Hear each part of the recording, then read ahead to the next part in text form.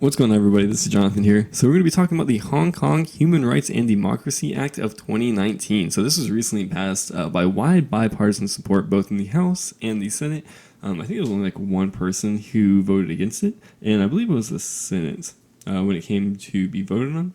I could be wrong on whether that was in the Senate or the House, but it was also passed or approved by the president within like a week, I believe it was. So it was passed on November 27th, 2019. And let's go ahead and get into it. So, Section 1, of course, states the title and the table of contents. Like I said, this is the Hong Kong Human Rights and Democracy Act of 2019, but I will be referring to the law as the Hong Kong Democracy Act from here on throughout the rest of the video. Section 2 is the definitions. So if you want to pause the video, I'll wait a second. That way you can go over and read the definitions if you need to. Now, going down to Section 3, this is where we kind of start to see some of the policies come into play. So Section 3 just states what the policy of the United States is. First and foremost, it is to reaffirm the principles and objectives set forth in the United States Hong Kong Policy Act of 1992. Now, what the Policy Act of 1992 does is that it sets aside the special status of Hong Kong in regard to the rest of China. So if you don't know, Hong Kong and China operate in what's called a one country, two system policy.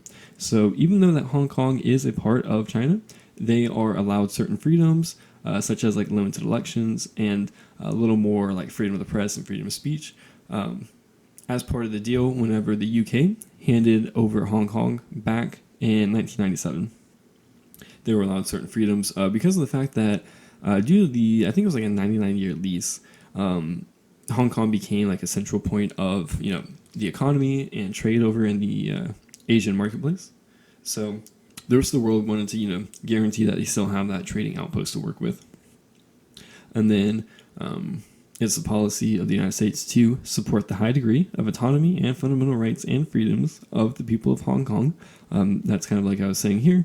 And then going down to number 3, this is kind of like a symbolic show of support for the Hong Kong protesters, because what number 3 is that it says to support the democratic aspirations of the people of Hong Kong, including the quote ultimate aim end quote of the selection of the chief executive and all members of the legislative council by universal suffrage. Now this is what's one of the 5 demands of the Hong Kong protest, and essentially what they're asking for is the fact that currently, right now, the chief executive is selected by the election committee. Now, theoretically, the election committee is a representative body representing the different sectors, such as like trade, business, and also like regional areas of Hong Kong. However, it has a very strong leaning towards like pro-Beijing or towards the mainland of China. So engaging in policy that's more friendly towards Beijing. Now, this body is also appointed by the Central People's Government. That's why the Hong Kong protesters are demanding the ability to select their own representatives, which is a big part of the democratic system, to be able to elect those who actually represent you. So, kind of going down, these are also the other policies of the United States, such as to support the establishment of a genuine democratic option. Like I said, this is the voting, or number 6, exercise of free speech, press, and other fundamental rights. Now, going down, we're going to go to Section 4, which is what amends the United States Hong Kong Policy Act of 1992. So, going down, it adds in Section 205, Secretary of State report regarding the autonomy of Hong Kong.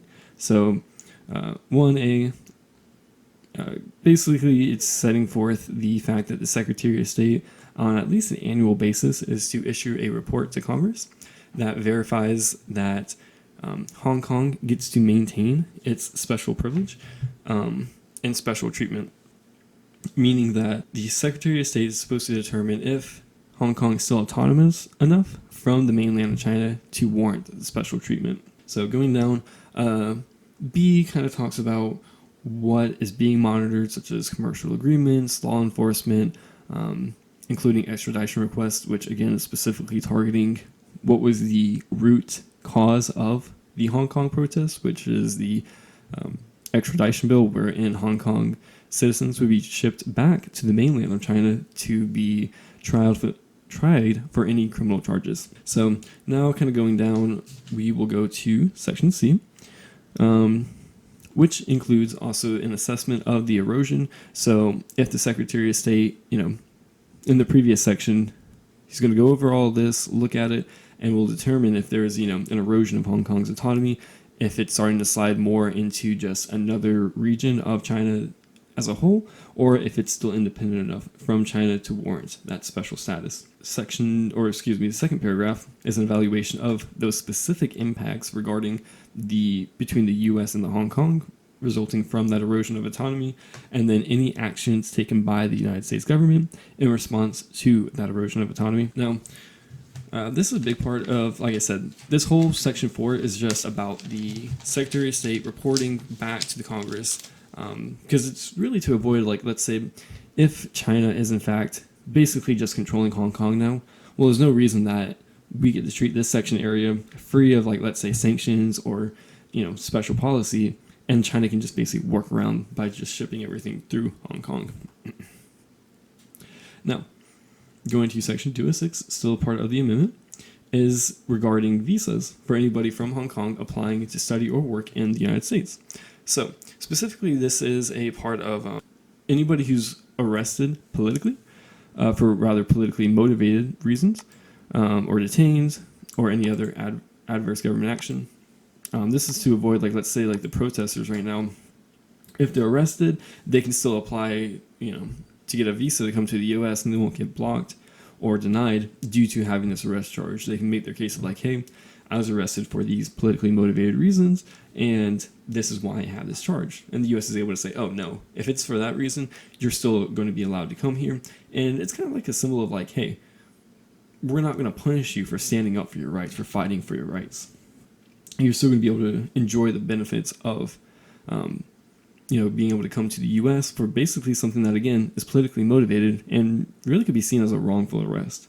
And then Section C of this part basically is just encouraging the Secretary of State, rather encouraging other countries, such as our allies, to adopt the same policy.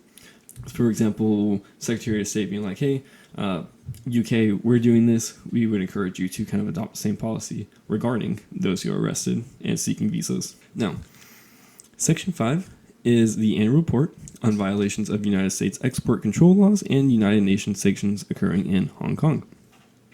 So what this does is, one, it assesses, the nature and the extent of any violations and the identification of, either any specific items, how the items were, used or were sent to. Number 3, an assessment of whether sensitive dual-use items subject to the export control laws of the United States are being transshipped through Hong Kong and used to develop the Sharp Eyes, Skynet, Integrated Joint Operations Platform, or any other systems of mass surveillance and predictive policing, or the social credit system of the People's Republic of China. So essentially what this is trying to do is discourage this police state, technology, any sort of things like mass surveillance that's going on in China, such as, and including AI, facial recognition, to avoid any of that sort of stuff, and such as the social credit system, which is, was actually seen in a Black Mirror episode, which essentially says, hey, and that's what one of the definitions was before, where the government rates you a citizen and kind of gives you an assessment of this person's this good, or this person is this bad. Now, kind of going down to Section 6. This is regarding U.S. citizens and others. So this is U.S. citizens or businesses. So 1A, it's to prevent U.S. citizens from being shipped back to the mainland of China for charges from Hong Kong. Or 2, to safeguard United States businesses in Hong Kong from economic coercion or intellectual property theft. So this would be if the government is trying to nationalize an American business. This is what this is protecting against, and if and to prevent intellectual property theft, which is pretty straightforward.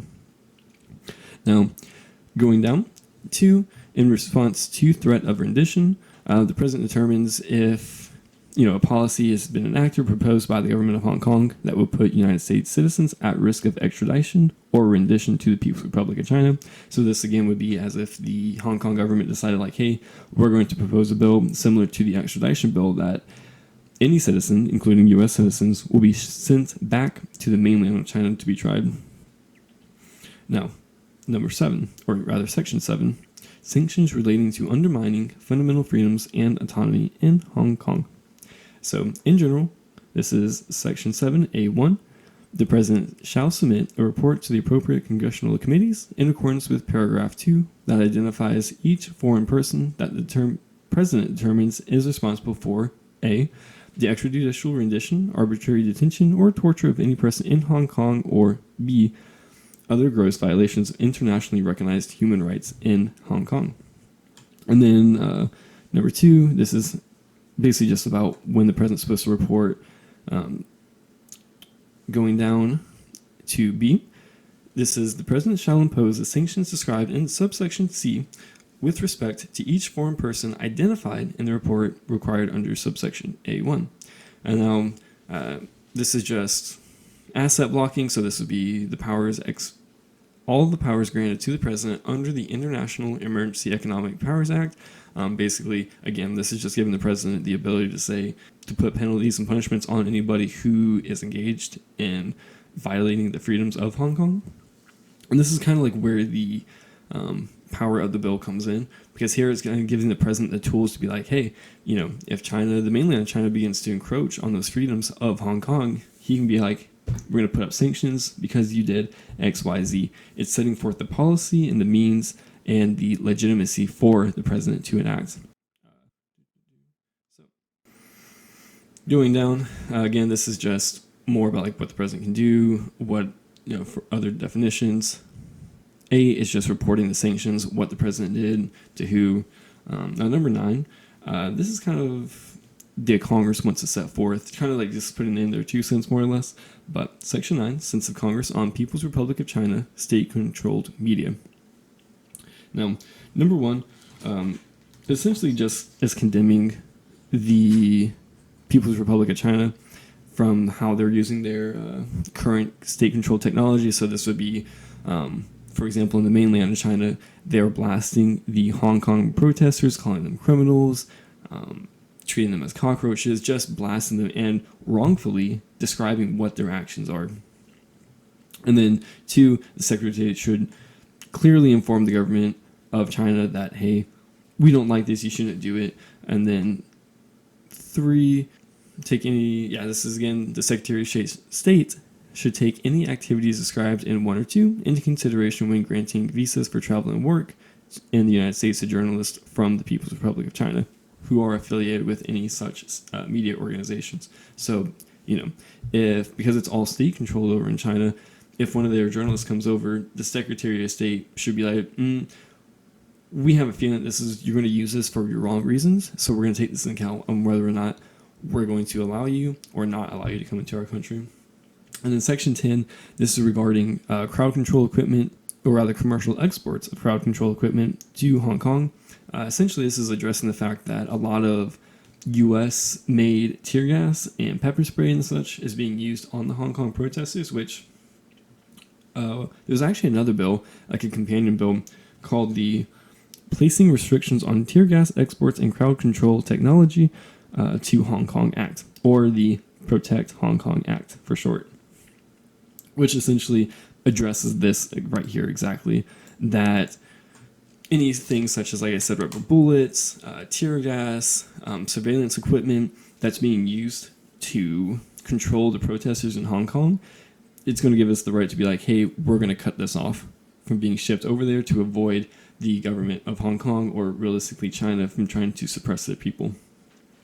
So that is the Hong Kong Human Rights and Democracy Act of 2019. Like I said, I'm pretty happy with this bill. This is actually really awesome. If you haven't been following the Hong Kong protests, I highly recommend you maybe following the Hong Kong subreddit. It's tons of just pictures, and it's like just crazy to see that this is, something that's going on today that we kind of forget about. Like, this is like 1984 style suppression going on.